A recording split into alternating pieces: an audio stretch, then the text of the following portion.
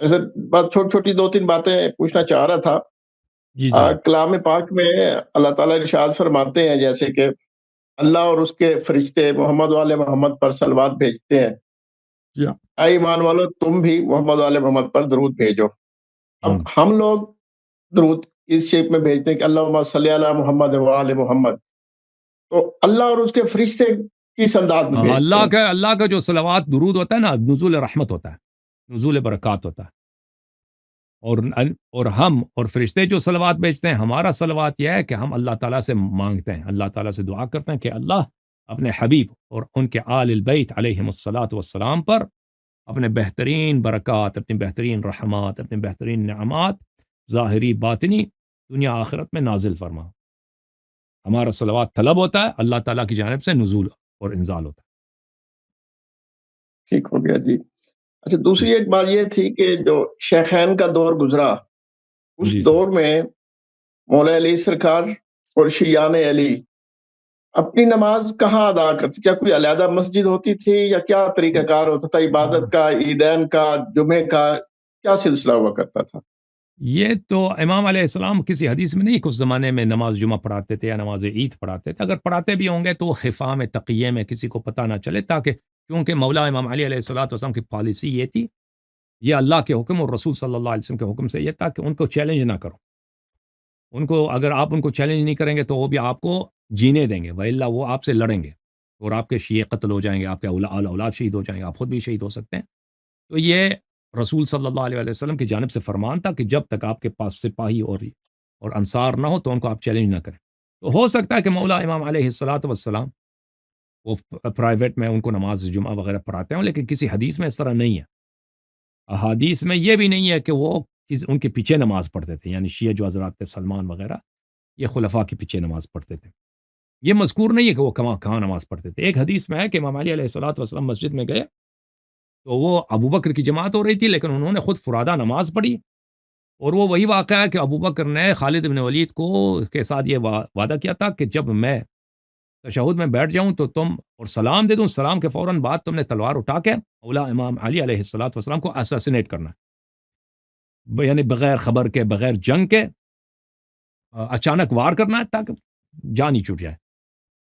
تو ابو بکر جب تشہد میں بیٹھ گیا تو وہ ڈر گیا، ابو بکر خود ٹھیک ہے، ڈر گیا وہ، تو وہ اب تشہد کے بعد سلام ہوتی ہے، اب سلام دے اسے دیا نہیں جا رہا، کہتا ہے اب وہ اس سوچ میں پڑی اگر میں سلام دے دوں یا خالد یہ کرے گا، پھر مولا علی علیہ السلام بہت شجاع ہیں، اگر انہوں نے خالد سے تلوار چھین لی اور پھر مجھ پہ حملہ کیا تو میرا کیا ہوگا؟ تو اسی وہ ڈر گیا بیچارہ تو نہیں تھا، بار ڈر گیا۔ تو اس نے سلام دینے سے پہلے کہا کہ خالد تو وہ کام نہ کر جو میں نے تجھے بتایا، السلام علیکہ ایھا النبی رحمۃ اللہ وبرکاتہ۔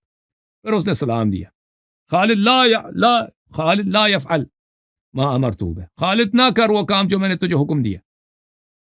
پھر اس نے سلام دیا تو سب لوگوں کو تعجب ہوا کہ یہ کیسا نماز ہے، کیسا تشہد ہے، خلیفے نے یہ کیا وہ خالد آ کے بیٹھا تھا مولا امیر المومنین علیہ السلام کے ساتھ، تو مولا امام علی علیہ السلام نے پوچھا کہ خالد یہ خلیفہ کیا کہہ رہا تھا؟ وہ تو خالد تو بدماش ٹائپ کا آدمی، تو اس نے کہا تو ہاں جی انہوں نے کہا تھا کہ میں تجھے قتل کروں، تو مولا نے فرمایا کہ توقع تو مجھے قتل کر لیتا؟